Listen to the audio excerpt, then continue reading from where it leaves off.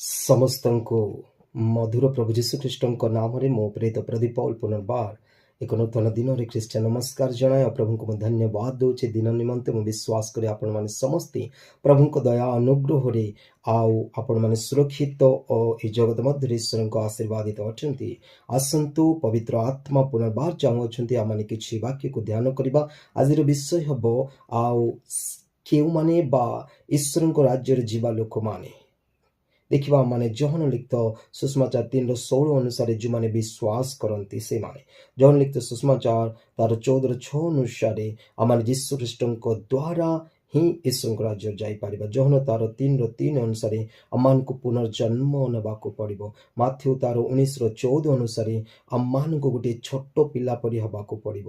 Matthew ତାର 7:13-14 ପର୍ଯ୍ୟନ୍ତ ଆମମାନଙ୍କୁ ସଂକୀର୍ଣ୍ଣ ପଥ ଦେଇ ଯିବାକୁ ପଡ଼ିବ। ଆମମାନେ ମାଥ୍ୟୁ ତାର 25:4 ଅନୁସାରେ ପୁନର୍ବାର ଆମେ ଦେଖୁଛୁ ନା ଧାର୍ମିକ ହେବାକୁ ପଡ଼ିବ। ରୋମିଓ ତାର 10:9 ଅନୁସାରେ ଆମମାନଙ୍କୁ ସ୍ୱୀକାର ଆଉ ବିଶ୍ୱାସ କରିବାକୁ ହେବ ଯୀଶୁ ଖ୍ରୀଷ୍ଟଙ୍କର ସୁଷମାଚାରକୁ।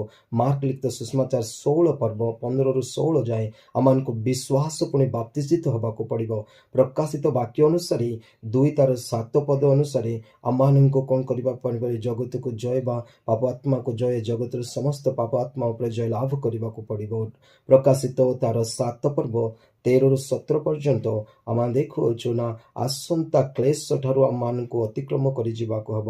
ଜହନ ଲିଖିତ ସୁଷମାଚାର 17:3 ଅନୁସାରେ ଆମମାନଙ୍କୁ ସତ୍ୟ ଈଶ୍ୱରଙ୍କୁ ଜାଣିବାକୁ ହେବ। ଜହନ ତାର 6:50 ଅନୁସାରେ ଆମମାନଙ୍କୁ ଜୀବନ୍ତ ଆଉ ଆହାର ଭୋଜନ କରିବାକୁ ହେବ। ମାଥ୍ୟୁ ଲିଖିତ ସୁଷମାଚାର 7:21-23 ପର୍ଯ୍ୟନ୍ତ ଆମମାନଙ୍କୁ ପିତାଙ୍କର ଇଚ୍ଛା ସାଧନ କରିବାକୁ ହେବ। ପ୍ରଥମ ତେସଲୋନିୟ 4:16-17 ଯାଏଁ ଆମମାନଙ୍କୁ ଖ୍ରୀଷ୍ଟଙ୍କ ପରି ହେବାକୁ ପଡ଼ିବ।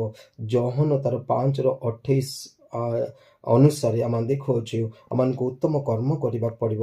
ପ୍ରକାଶିତ ବାକ୍ୟ ତାର 21:27 ଅନୁସାରେ ଆମମାନଙ୍କୁ କ'ଣ ହେବା ପାଇଁ ହେବ ନାହିଁ ନା ଅଶୁଚି ହେବା ପାଇଁ ହେବ ନାହିଁ। ପୁଣି ରୋମିଓ ତାର 6:23 ଅନୁସାରେ ଆମମାନଙ୍କୁ ପାପ କରିବାକୁ ହେବ ନାହିଁ। ଗାଲାତିୟ ତାର 5:19-21 ଅନୁସାରେ ଆମମାନଙ୍କ ଶରୀର କାର୍ଯ୍ୟକୁ ପୁରା କରିବା ପାଇଁ ହେବ ନାହିଁ।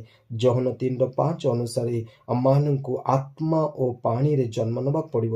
ମାଥ୍ୟୁ ତାର 5:20 ଅନୁସାରେ ଆମମାନଙ୍କୁ ସାଦୁସି ଫାରୁସି ମାନଙ୍କର ଧାର୍ମିକତା ଠାରୁ ଆଉ ଅତିକ୍ରମ କରି ଯିବାକୁ ହେବ ସେମାନଙ୍କର ଧାର୍ମିକତାକୁ।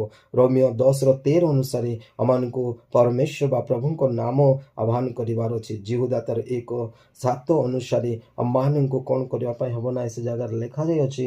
ପ୍ରିୟ ଦର୍ଶକ ବନ୍ଧୁମାନେ, ଆଉ ଯେ ପ୍ରକାର ବ୍ୟଭିଚାର ଓ ଅସ୍ୱାଭାବିକ କାମ କଥା ଏସବୁରୁ ଦୂରରେ ରହିବାକୁ ପଡ଼ିବ।